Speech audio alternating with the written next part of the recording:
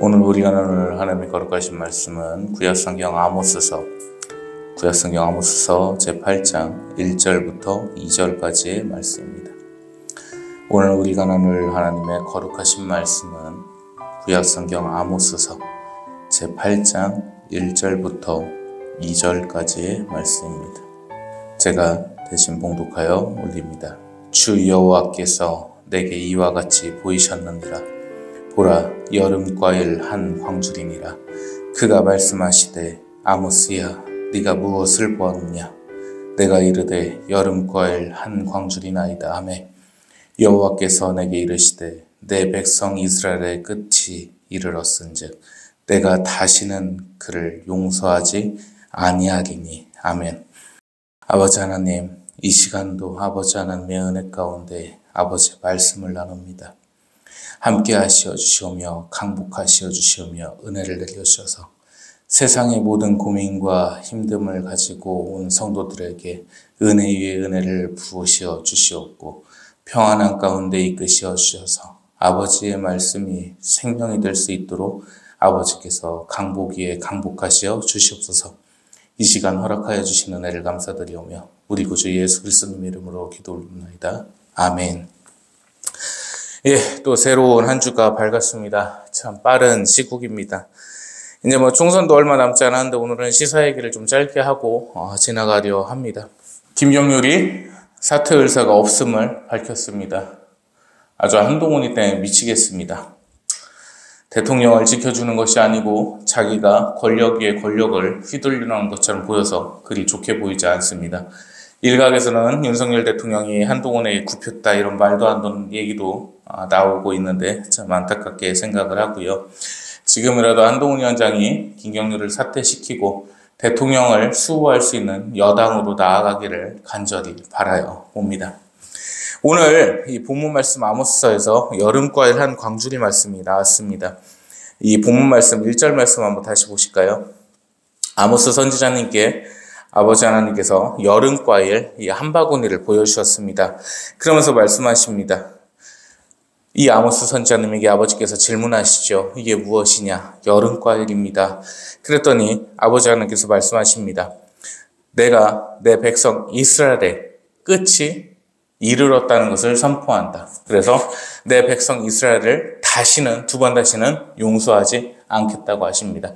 여기서 여름과일은 뭘까요? 바로 무화과입니다. 무화과가 피는 꽃이 피는 시기를 혹시 아십니까? 약 3월에서 4월 정도가 되면 무화과 꽃이 피기 시작하고 열매를 맺어서 그 열매를 수확할 수 있는 게 바로 7월에서 8월입니다. 여름과일의 가장 대표적인 과일, 그것이 무화과입니다. 그런데 이 무화과는요, 성경에서 여러 가지 의미를 내포하고 있습니다. 그냥 과일로서만 보여지는 게 아니라는 거죠. 그래서 이 말씀을 갖다 좀 상세히 보시려면 예레미야서 제24장 2절 말씀을 봐야 됩니다. 구약성경 예레미야 제24장 2절 말씀 한번 같이 보도록 하겠습니다. 예레미야서 24장 2절 말씀입니다. 구약성경 예레미야 제24장 2절 말씀입니다.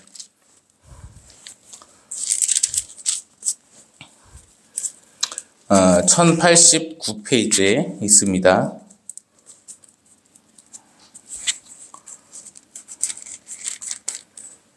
(24장 2절) 말씀 함께 보겠습니다. 대독합니다. 한 광주리에는 처음 익은 듯한 극히 좋은 무화과가 있고 한 광주리에는 나빠서 먹을 수 없는 극히 나쁜 무화과가 있더라. 아멘. 여기서도 이 예레미야 선지자님의 예언서에서도 무화과가 나옵니다. 그리고 광주리라는 단어까지 똑같죠. 이 여름과일이 바로 무화과를 가리키는데 예레미야서에서는 이렇습니다. 이제 무화과가 두 광주리가 있는데 한 광주리는 바벨론의 포로로 잡혀간 이스라엘 백성들을 의미합니다. 그리고 다른 한 광주리는 이스라엘에 아직 남아있는 백성들을 의미를 합니다. 자, 그런데 예레미야서 24장 2절부터 3절, 4절, 5절까지를 보시면 특이한 게 하나 있습니다.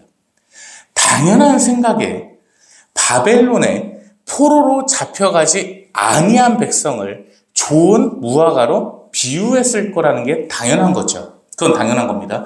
그리고 남아있는 이스라엘 백성들, 그 이스라엘 백성들이 좋은 무화과, 반대로 되나요? 잡혀간, 바벨론의 포로로 잡혀간 백성들을 비유하는 무화과가 나쁜 무화과입니다. 질이 좋지 않은 아주 나쁜 무화과고, 잡혀가지 아니한 포로, 노예가 되지 아니한 이스라엘 백성이 좋은 무화과가 비유되는 게 당연한 거잖아요. 그런데 성경에서는 그렇지 않습니다. 반대로 나옵니다. 바벨론의 포로로 잡혀간 백성들이, 이스라엘 백성들이 좋은 무화과로 나옵니다. 그런데 바벨론에 잡혀가지 아니하고 이스라엘에 남아있는 백성들이 나쁜 무화과가 됩니다. 자, 그래서 그 말씀을 염두하시고 오늘 본문 말씀 들어보시겠습니다. 여름과일 한 광주리가, 무화과 한 광주리가 아버지의 손앞에 있습니다. 그런데 아버지께서 말씀하시죠. 이 광주를 가리키면서 내 백성 이스라엘을 용서치 아니한다고 하십니다. 무슨 말씀일까요? 즉, 이 광주리에 있는 이스라엘 백성이 있고 다른 한 광주리로 비유되는 이스라엘 백성이 있습니다. 그러니까 아버지 하나님 앞에는 한 광주리만 있는 거예요. 다른 광주리는 다른 곳에 있습니다. 보이질 않습니다. 아모스서에서. 그러면 누가 구원을 받은 광주리입니까? 이하영 선생님, 누가 구원받은 광주리입니까? 잘 안 들립니다. 아버지 앞에 있는 무화과 광주리는 저주받은 광주리입니다. 그래서 이 무화과 광주리를 용서치 아니하겠다고 하십니다. 두 번 다시 이 무화과, 즉 이스라엘 백성을 용서치 아니한다고 하세요. 그런데 다른 무화과 광주리는 바로 구원을 받을 수 있는 백성들입니다. 그러면 이 백성들이 누구냐? 이 무화과 나무에, 이 무화과 과일에 비유된 백성들이 누구냐? 아모스서에서 계속 나오고 있는 이스라엘 백성들입니다. 이스라엘을 지키고 있었고 노예로 끌려가지 아니한 백성들이 저주를 받는다고요. 이해가 좀 안 되죠? 그 이유가 뭐냐면요. 아버지 하나님께서 휴거를 하시고 택함을 하시고 구원을 하시는 백성들은 바벨론으로 끌려갔던 자들입니다. 즉 세상 풍파를 다 겪고요. 아버지 하나님과 사이가 멀어졌으나 회심하고 다시 이스라엘로 돌아온 백성들입니다. 그들이 휴거가 되는 백성들이며 그들이 아버지 하나님의 구원하심을 얻은 백성들이라는 겁니다. 신기하죠? 자, 우리 시대의 말씀이라고 제가 앞전에 말씀을 드렸어요. 그러면 우리 시대로 돌아와 보면 어떤 말이 되냐면 원래부터 신앙생활을 하던 자가 있습니다. 그런데 어떤 자는요. 원래부터 신앙생활을 했던 건 마찬가지인데 나갑니다. 겉돕니다. 아버지 하나님 편에 서 있지 않았습니다. 그 자들이 다시 아버지 앞에 돌아옵니다.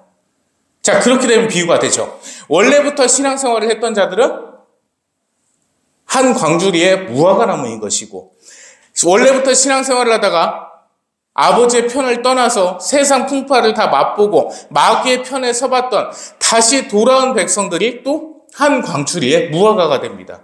여기서 좋은 무화과가 누구라는 거죠? 후자입니다. 아버지 하나님 앞에 돌아온 백성들.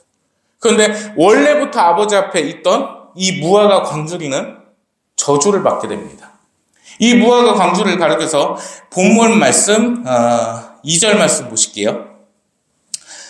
여름과일 한 광주리니다 하매 여호와께서 이르시되 내 백성 이스라엘의 끝이 이르렀은즉 내가 다시는 그들을 용서하지 아니하겠노라. 아멘. 앞에다 이스라엘 백성들을 놓고 말씀하시는 겁니다. 원래부터 있던 백성들을 놓고 말씀하시는 거예요. 끌려가지 아니한 백성들입니다. 한마디로 정리를 합니다.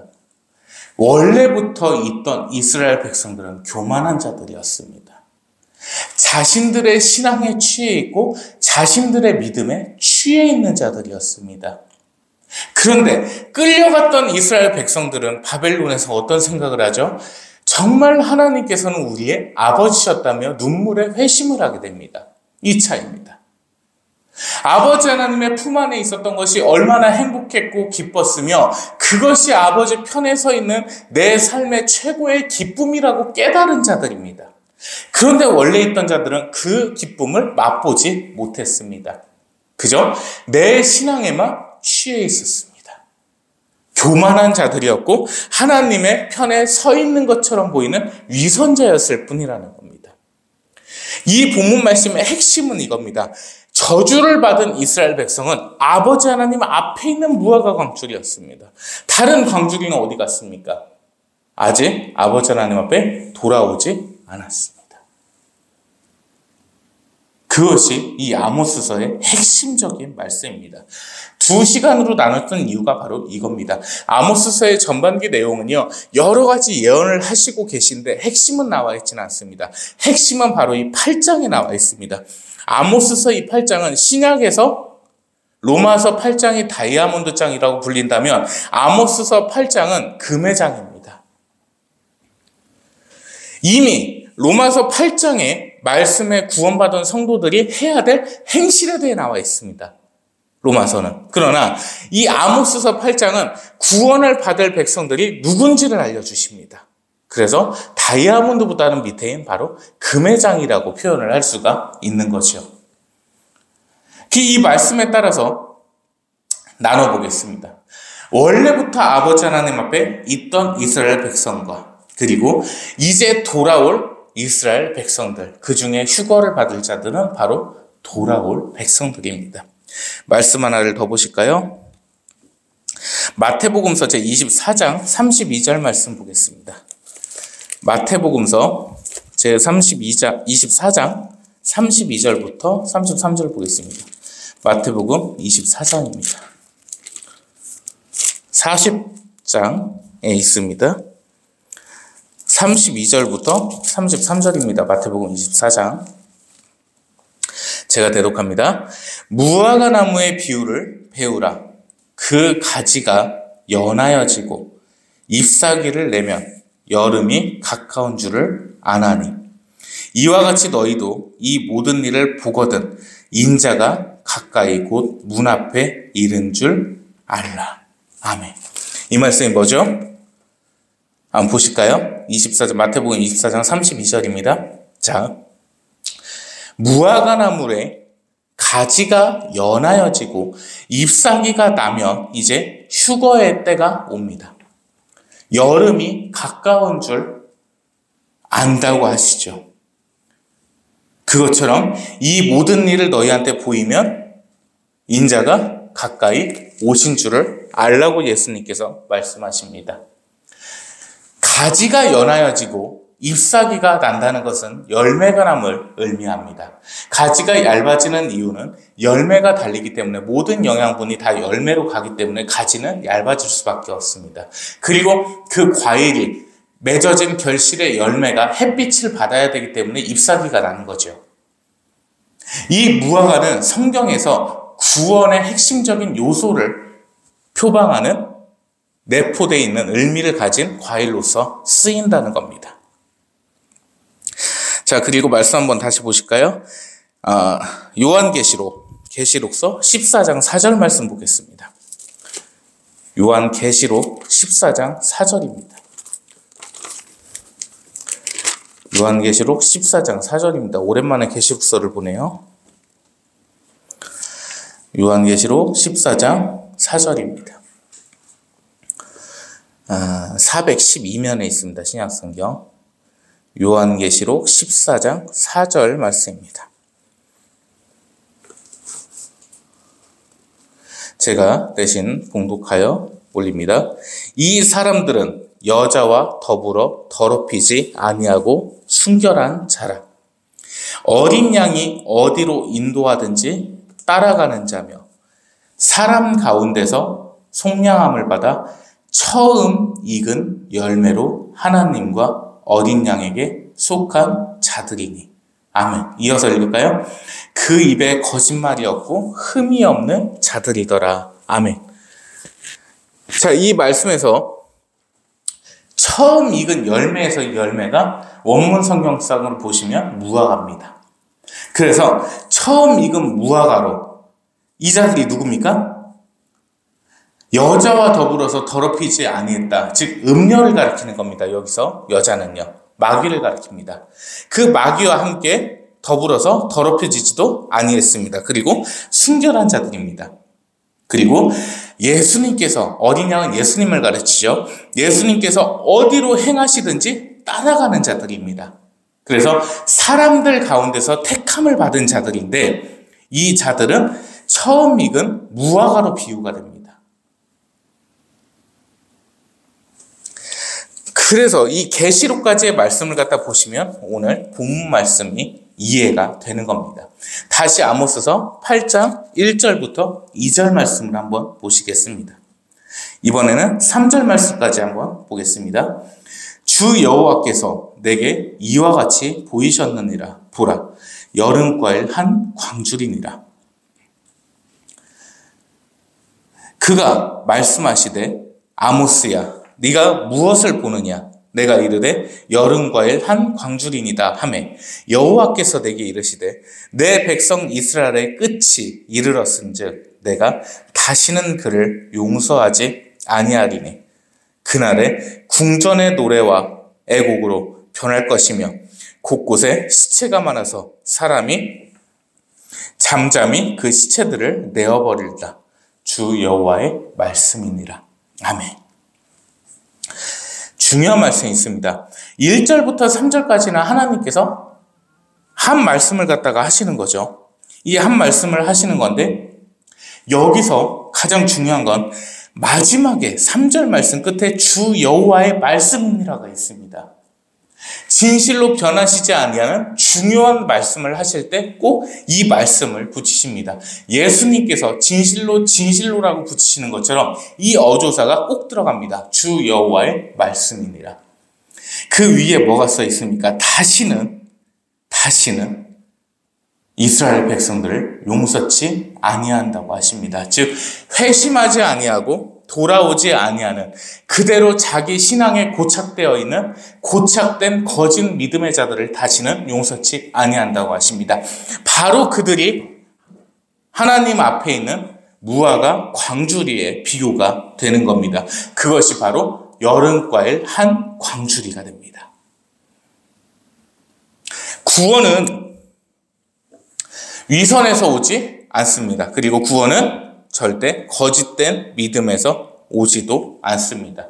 구원은 원래 알던 지식에서 오는 것도 아니며 구원은 내 행실에 따라 오는 것도 아닙니다. 오직 아버지께서 택하시는 그 택하심만이, 그 선물만이 구원의 근본이며 근원이며 생명이라는 겁니다. 한국교회는 고착된 신앙 속에서 살고 있습니다. 태어나기 이전부터 어머니의 뱃속에서부터 다닌 교회를 다니고 있다면 매우 자랑스럽게 이야기를 하고 있습니다. 한 교회를 오래 다녀서 직분을 얻고 하면 그것이 무슨 세상에서의 지위있냐 떠들고 행동하고 있습니다. 장로나 권사의 기준을 보면 더욱 그러합니다. 그 교회를 얼마나 많이 다녔는지, 헌금 생활을 어떻게 했는지를 보고 있죠. 그러나 하나님 앞에서는 그렇지 아니했습니다. 다윗 왕을 한번 보실까요? 다윗 왕이 처음부터 진실되고 똑바른 믿음으로 하나님을 계속 따랐던 것은 분명히 아니었습니다. 그저 양이나 치면서 음악이나 불렀습니다.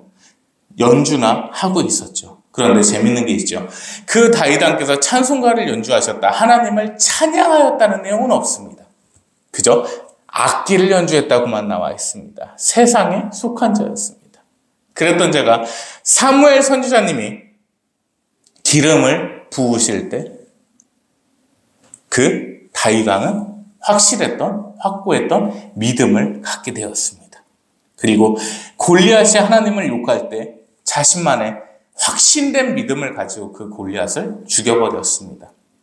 아무도 무서워서 나서지 못할 때 나만이 오직 아버지만을 생각하며 내 하나님을 욕하는, 나를 구원하신 분을 욕하는 저자를 죽여야겠다는 일념 하나에 그렇게 행했습니다. 그러면 그 상태 그대로 있었느냐? 또 그건 아니었습니다. 생명의 근원이신 하나님을 존중하고 존경하고 믿고 따르기에 사울을 죽이지는 않았지만 왕이 된 이후에 밧세바와 간통을 하게 됐습니다. 그리고 애꿎은 우리아 장군을 전사하게 만들었지요. 하나님을 떠났었습니다. 그런데 눈물의 회심 가운데 다시 하나님 앞에 다윗 왕은 서게 됐습니다.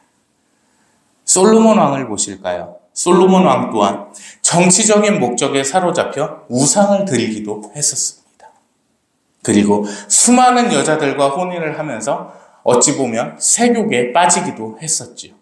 그런데 그 솔로몬 왕의 마지막은 어땠습니까? 눈물의 회심이었습니다. 잘 생각을 해보십시오. 예수님께서는 다윗의 뿌리를 통해서 오셨습니다. 맞습니까?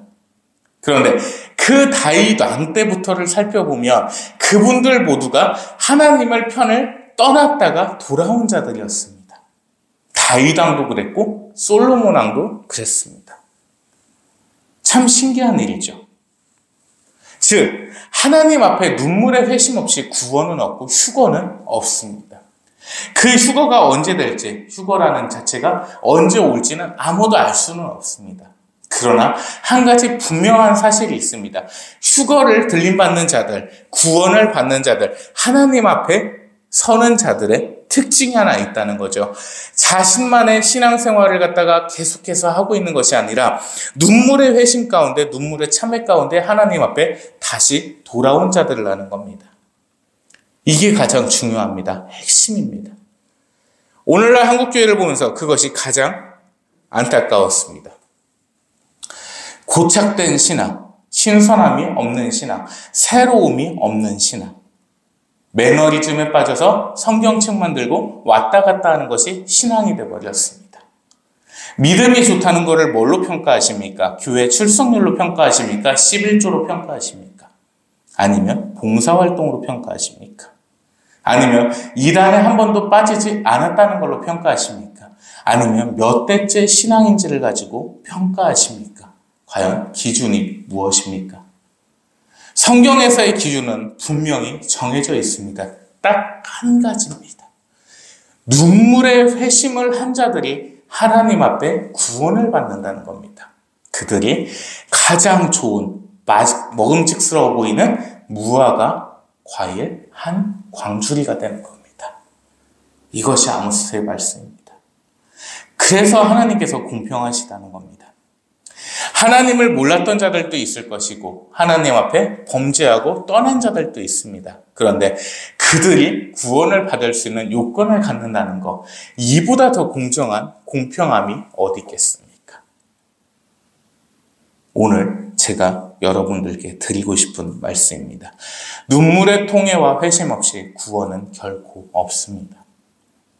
나만의 생각에 빠져서, 나만의 고착에 빠져서 신앙생활 하지 마십시오. 그것은 썩은 과일일 뿐입니다. 오늘날 주변에 신앙생활을 보면 다 그렇습니다. 한 교회에서 10년을 다녔고 20년을 다녔고 30년을 다닌 것이 믿음이 좋다고 평가를 하죠.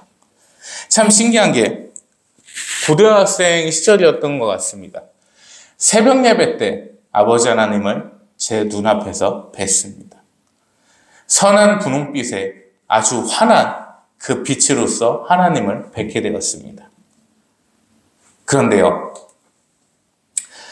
20년이 됐는데 그 아버지 하나님의 그 형체가 아직도 저에게는 또렷합니다. 그리고 그 시점이 제가 아버지 앞에 눈물로서 통회하는 시점이었습니다. 그때부터 달라지는 게 하나 생기더라고요.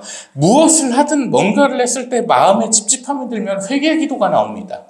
즉, 내 속에 양심이라는 것이 심어진 것입니다. 그것은 뭐냐면 하나님을 믿는 믿음이 생겼다는 것입니다.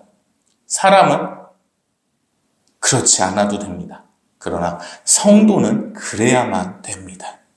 구원을 받을 성도는 그래야 됩니다.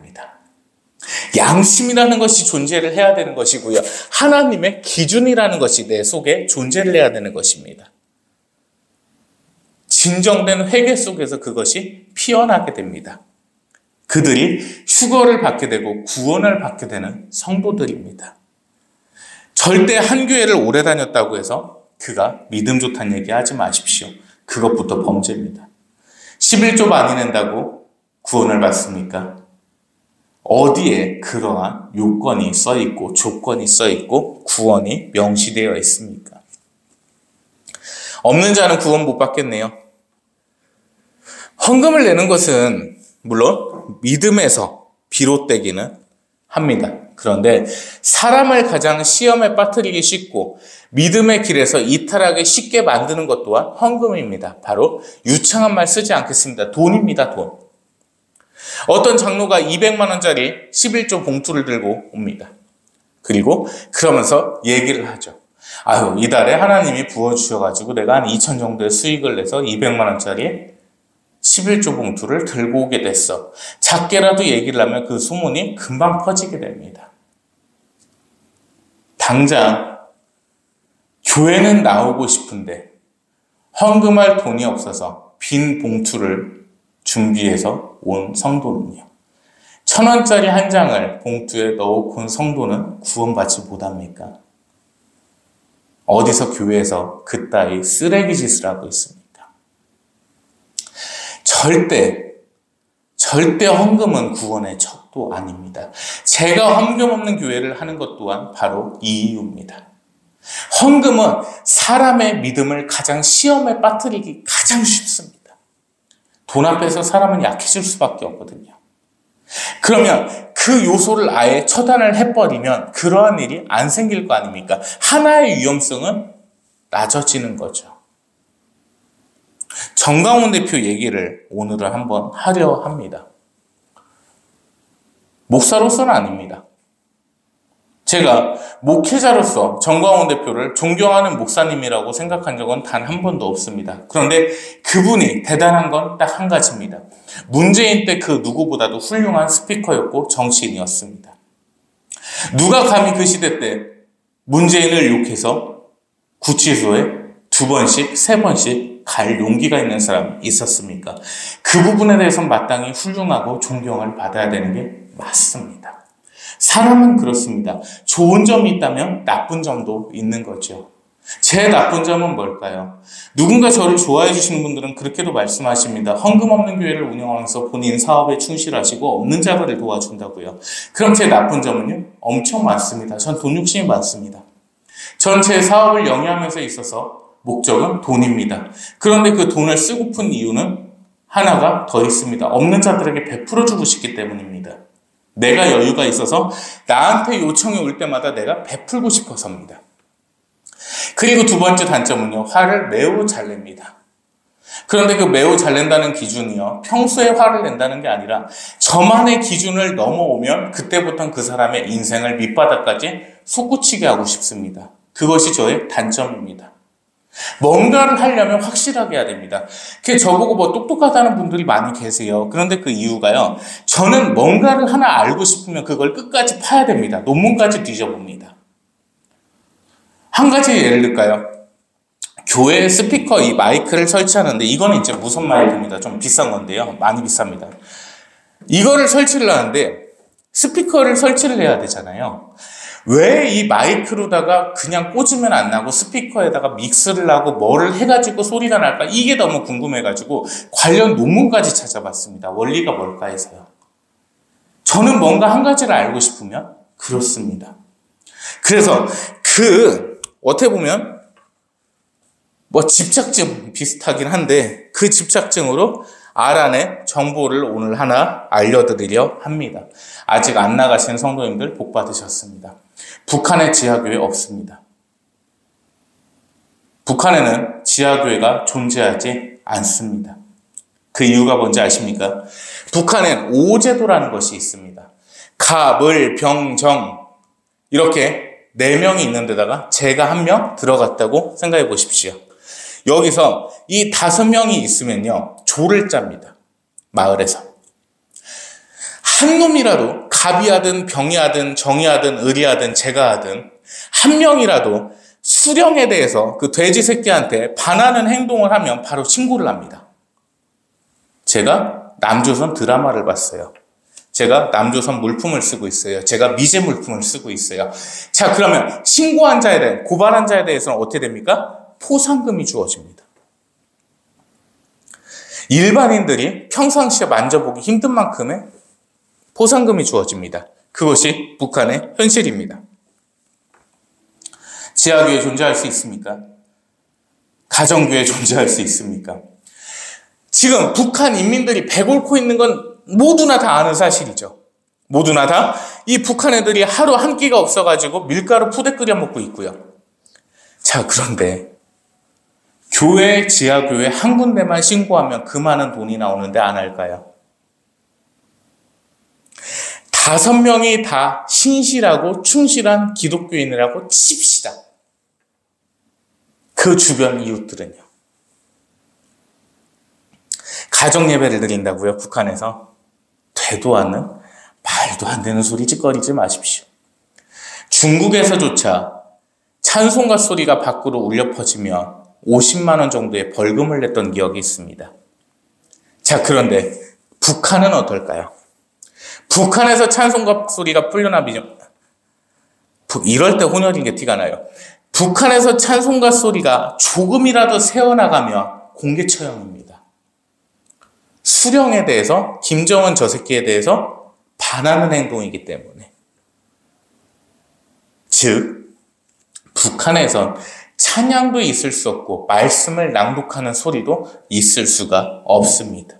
목사님, 평양에 있는 교회는요, 보여주기식이죠. 걔네들은 성경을 가지고 김정은이를 찬양하는 내용을 만들어냅니다. 그것이 북한 애들입니다. 일정시대 때도 똑같았나요? 헛소리 짓거리지 마십시오. 지금 100년 넘은 교회들 자랑하면서 반일 얘기하면 그거 다 죽여버려야 됩니다. 왜? 역사를 왜곡하는 목회자는 마귀 새끼지 사람 새끼가 아닙니다. 기독교를 핍박을 했는데 신학교를 세워주고 신학대학원을 세워주고 교회를 지어주고 YMCA를 지어줬다고요. 신박한 헛소리가 참 많이 나옵니다. 우리 이하영 선생님은 한 가지 지식을 저한테 알려주셨습니다. 한글 갖다가 박해했다고 말무인가 하는 그 누굽니까? 그 김혜수랑 사귀었던 박혜진인가요? 이름이 뭐죠? 유해진. 그 유해진이가 나오고 하는 그 말무이 드라마에서 한글을 막 썼다고 해가지고 한글 교과서 들고 갔다가 이 코트에 숨기고 가다가 일제 순사를 만납니다. 그 순사가 어마야 나니 딱 이렇게 하니까 다래. 그러니까 막 이거 숨기려고 하다가 들켰어요. 떨어져가지고 막 순사가 두드려 팹니다. 자, 그런데 당시의 기사를 보니까요. 우리 손으로 만든 물건 사용합시다. 이러한 한글로 된 기사들이 있고요.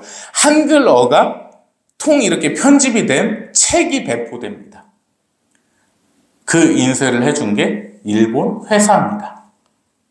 기가 막히죠. 교과서를 들고 가다 들킨 사람은 두드려 패면서 그거를 대량으로 인쇄해서 배포하는 거는 일본에서 해줬습니다. 말이 됩니까?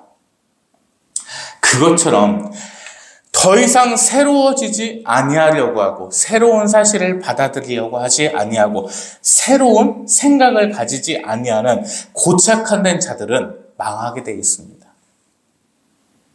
무슨 말씀인지 아십니까? 고착화되면 망하게 돼 있고 어그러지게 돼 있습니다. 신앙이 그렇다는 겁니다. 나날이 발전해야 되고 나날이 새로워져야 됩니다.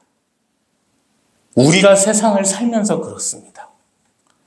그것을 신앙으로 들어가 보면 신앙에서는 어때야 됩니까? 나날이 회개하며 아버지 앞에 나아가야 됩니다. 인간은 사람은 죄를 지을 수밖에 없는 존재거든요. 그 사람들이 하나님 앞에 새롭게 나아갈 수 있는 건 바로 회개라는 겁니다. 북한 얘기를 하다가 여기까지 왔는데 북한에 지하교회 없습니다. 그래서 일각에서 이런 얘기가 있습니다. 한국 교회 일부 그 교회들이 돈벌이 헤쳐먹으려고 북한을 팔아먹는다는 얘기가 있습니다. 일부러 총선을 앞두고 대선을 앞두고 북한에게 돈을 줘서 미사일을 쏘게 한다. 이러한 루머가 있었죠. 뭐 루머인지 진짜인지는 모르겠습니다만. 북한 가지고 돈벌이 해먹는 겁니다. 북한의 지하교회 없습니다. 여러분 생각해 보십시오. 이 자유 대한민국 국가에 살고 있잖아요. 우리는 민주주의가 뭔지 알죠. 그리고 이 땅에서 얼마나 하나님을 찬양할 수 있습니다. 그런데 얘가 공산주의가 됐어요. 내가 신실한 믿음을 가지고 있습니다. 여기서 살 수 있습니까? 내가 신실한 믿음을 갖고 있는데 얘가 북한이 됐어요. 김정은을 찬양해야 돼요. 신처럼 떠받들어야 되고 집구석에다 돼지 새끼 사진 걸어놔야 됩니다. 살 수 있습니까? 탈옥하지 않겠습니까? 어떻게든 탈북하지 않겠어요? 중국으로 가든. 근데 제가 지금까지 살면서 신기한 걸 봤습니다. 40년 동안. 탈북자 중에 기독교인을 못 봤습니다. 거의. 북한에 지하교회가 있고 가정에서 예배를 몰래 드릴 수 있을 정도가 되려면 거의 다 알아야 되거든요. 북한 인민들이 몇 명이나 된다고요. 그런데 탈북자들이 하나같이 하는 얘기가 있죠. 하나님이 누구신데요? 라는 질문이 있습니다. 왜 모를까요, 그거를? 어떤 탈북인이 했던 말이 생각납니다. 하나님이 어떤 사람이신데요? 이렇게 물어보는 자도 있습니다. 즉, 하나님을 김정은이나 김일성 정도로 생각했던 거죠. 이게 현실입니다. 북한에 지하교회 없습니다.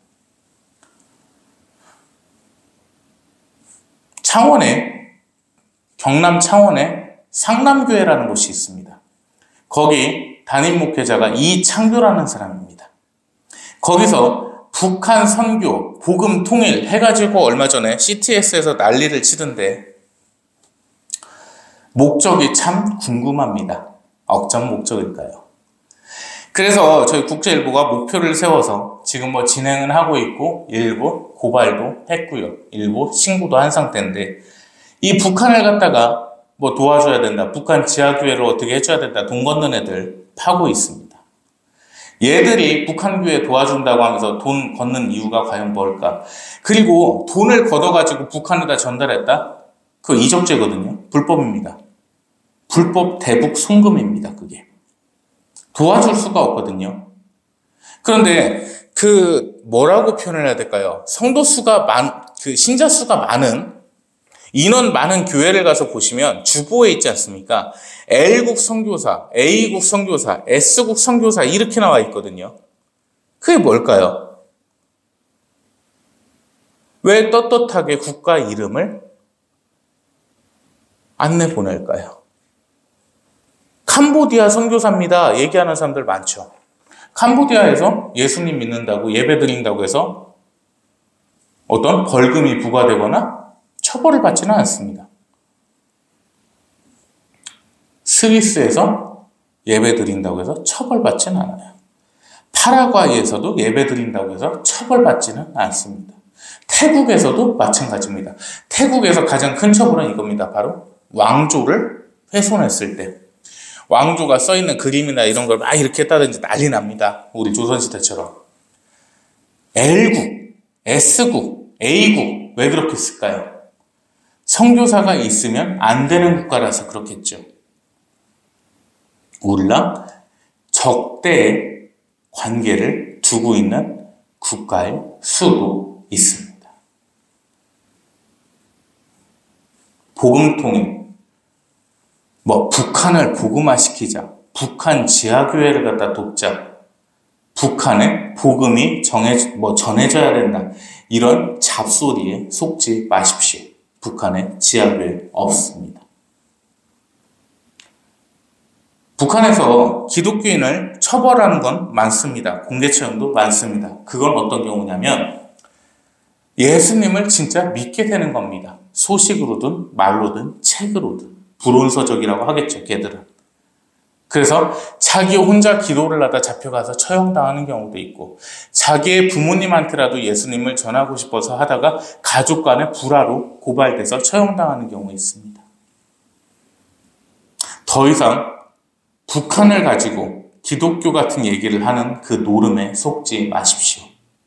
절대 안 됩니다. 그 말씀 오늘 전하고 싶었습니다. 고착화되지 마시고 머무르지 마십시오. 늘 전진하는 신앙생활에 살아야 되고 늘 회개하는 마음으로 아버지 앞에 나아가야 됩니다. 그것이 휴거를 받을 수 있고 구원을 받을 수 있는 유일한 희망이고 길이고 방법입니다. 기도합니다. 아버지 하나님 감사합니다. 하나님의 크신 은혜 가운데 사랑 가운데 오늘도 아버지께 예배를 올려드립니다.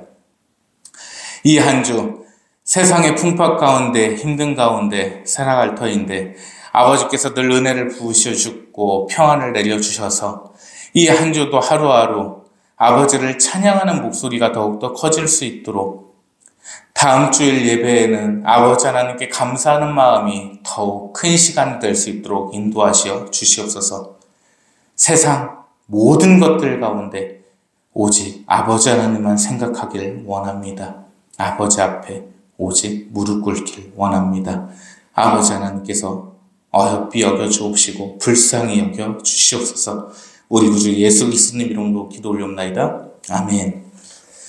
이제는 우리의 구주 되신 생명 주 예수 그리스도님의 크시고도 크신 은혜와 우리를 자녀 삼으신 아버지 하나님의 그 지존하시고 만극하시며 높으시디 높으신 크신 사랑하심과 성령 하나님의 하루하루 내주교통 인도하심이 이 시간 하나님의 편에 서길 원하는 오직 하나님만 따르길 원하는 하나님의 거룩한 백성들 머리 위에 이제로부터 영원 무궁토록 항상 함께 계실지어다. 아멘.